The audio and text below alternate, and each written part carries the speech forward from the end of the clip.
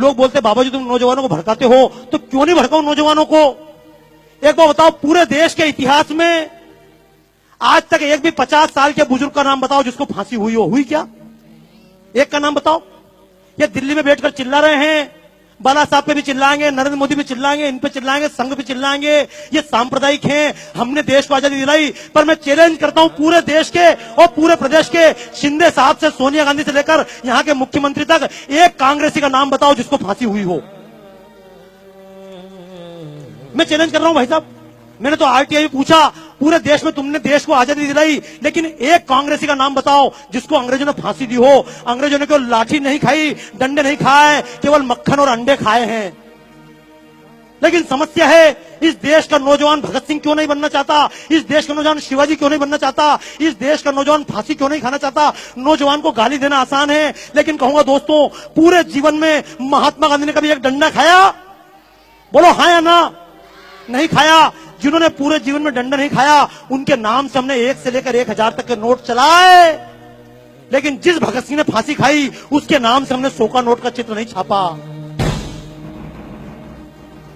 हमने शिवाजी के नाम से 50 का चित्र नहीं छापा। और सांप्रदायिकता की बात नहीं है, ये शिवसेना के मंच से खड़े होकर कहना चाहता हूं इस बात को, अशफाक उल्लाह की कुर्बानी भूल ना हम पाएंगे। क्योंकि लोग सीधा आरोप लगाते हैं, तुम तो मुसलमान के खिलाफ हो, तुम सांप्रदायिक हो। तो एक बात कहना चाहता हूं आज इस पुण्यतिथि के अवसर पर, कि अशफाक उल्लाह की कुर्बानी भूलना हम पाएंगे। जब अशफाक उल्लाह खान लड़ रहा था आजादी के मैदान में, तो मुल्लों ने समझाया था, कठ मुल्लों ने, अरे अशफाक क्यों इसके लिए जान देते हो, तुम तो मुसलमान हो। तो अशफाक उल्लाह खान ने कहा था, कुछ आरजू नहीं है, बस आरजू यही है, रख दे कोई जरा सी खाके वतन कफन में। मर गया अशफाक उल्लाह खां। लेकिन ये मुसलमान के नाम से वोट लेने वालों ने आज तक अशफाक उल्लाह खां के नाम से 10 रुपए का नोट नहीं चलाया। इस देश की लड़कियां, झूठ मत बोलना, पूछना अपनी बच्चियों से, क्यों लव जिहाद के चक्कर में फंस जाती हैं? लक्ष्मीबाई नहीं बनना चाहती, जीजाबाई नहीं बनना चाहती, केट न केप बनना चाहती, दीपिका पादुकोण बनना चाहती। क्यों? क्योंकि जिसने देश के लिए ये प्राण दिए, जो मैदान में लड़ते लड़ते मरी, उस लक्ष्मीबाई के नाम से हमने 1 रुपए का नोट नहीं चलाया। तो दोस्तों, मैं तो एक बात कहता हूं, सरकार नोट भगत सिंह के नाम से चलाए या ना चलाए, हमारे दिलों में छपना चाहिए या नहीं? कितने लोग तैयार हैं? तैयार हो? एक बात, क्यों आप लोग जान ही रहे हो वापस यार? मैं चक्कर में 25% निकल जाऊं, निकलोगे क्या?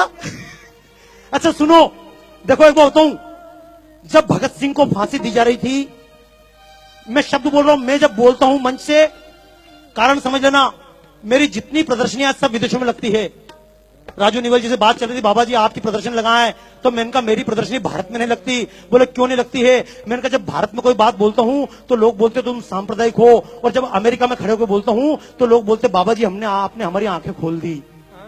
तो कारण समझना दोस्तों, जब महात्मा गांधी ने लॉर्ड इरविन से बातचीत की थी, समझौता हुआ था, तो लोगों ने कहा था महात्मा जी, भगत सिंह ने किसी की जान नहीं ली है, संसद भवन के कोने में बम फेंका है, किसी व्यक्ति पर नहीं फेंका।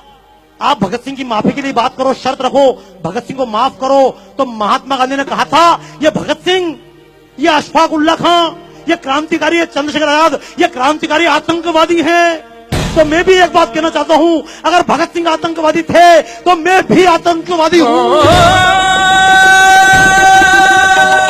और ऐसे आतंकवादी देश के कोने कोने में पैदा करना चाहता हूं। क्यों? अगर भगत सिंह की तरह आतंकवादी देश में पैदा हो जाए, तो अफजल और कसाब जैसे आतंकवादी दिखाई,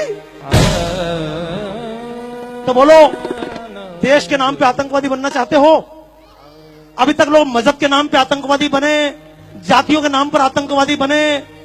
हालांकि आतंक का मतलब यह नहीं कि बम लेकर निकल जाना, मारोगे किसको मारोगे? देशवासी को मारोगे क्या?